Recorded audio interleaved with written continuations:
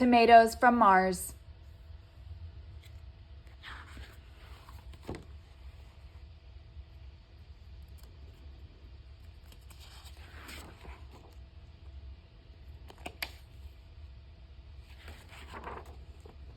And in conclusion, Dr. Shtickle announced at the World Planetary Conference, the reason the red planet is red is...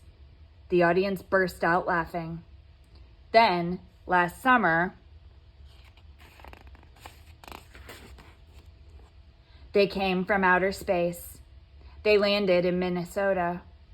They were tomatoes from Mars.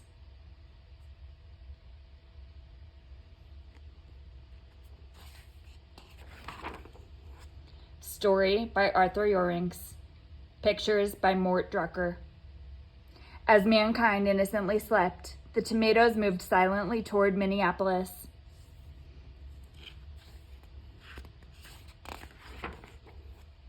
No town or village was spared their hallmark red stain. At dawn, they entered the city.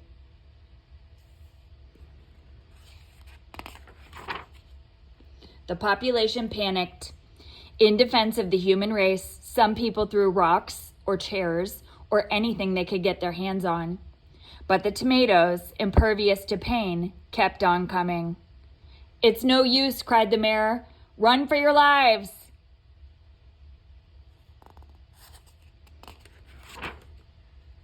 Families fled in all directions. Oh, it was terrible. Terrible. What did the tomatoes want? What could they possibly want from us? As the tomatoes made a mess of Minneapolis, even more tomatoes were landing.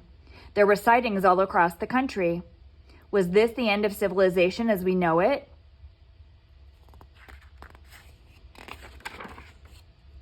Scientists throughout the nation worked feverishly, struggling to find a way to stop the invasion. But one scientist was working even harder. "If only we could communicate with the tomatoes," Dr. Shtickle told his niece, Sally. "I know we could end this madness." Meanwhile, at the White House, the president was desperate. "What are we going to do?" "How about the Marines, sir?" someone suggested. Just then, the phone rang. It was Shtickle. He had a plan. "Uh-huh," said the president. "I see," said the president. "Let's do it," said the president. Shtickle's plan was put into motion.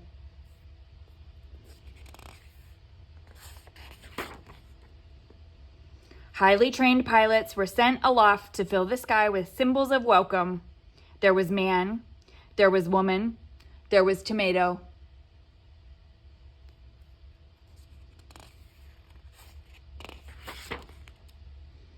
It didn't work. "Get me Shtickle," said the president.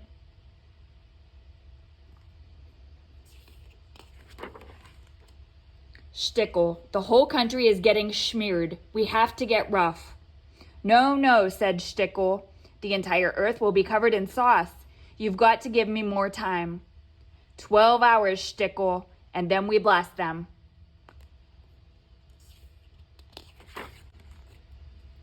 "We're doomed," said Shtickle. "Still, the tomatoes must have a weakness. But what is it? What is it?" "Uncle," said Sally, "you can't think on an empty stomach." "Oh, I'll just have a little salad," Shtickle said. "Coming right up," said Sally. "Now, what kind of dressing would you like?" "It doesn't matter, Sally. Wait, what did you say?" "What kind of dressing would you like?" "I've got it," Shtickle shouted.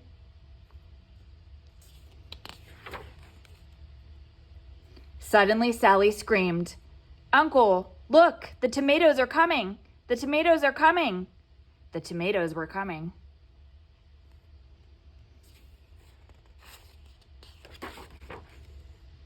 Shtickle rushed to the pantry and began filling a spritzer.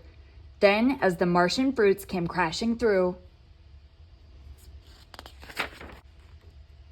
spritz! Shtickle spritzed them with extra virgin olive oil, red wine vinegar, fresh basil, and a little pinch of garlic. The tomatoes stopped, shook, shimmied, and scrammed.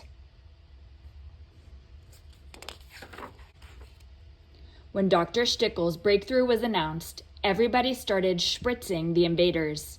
Yes, the tomatoes cut quite a groove, retreating to their home planet. Earth was saved.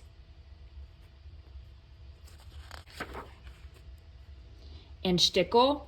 At a lavish White House ceremony, Dr. Shtickle was awarded the Red Badge of Courage. And henceforth his planetary theories, including the one about the onion rings of Saturn, were taken quite seriously.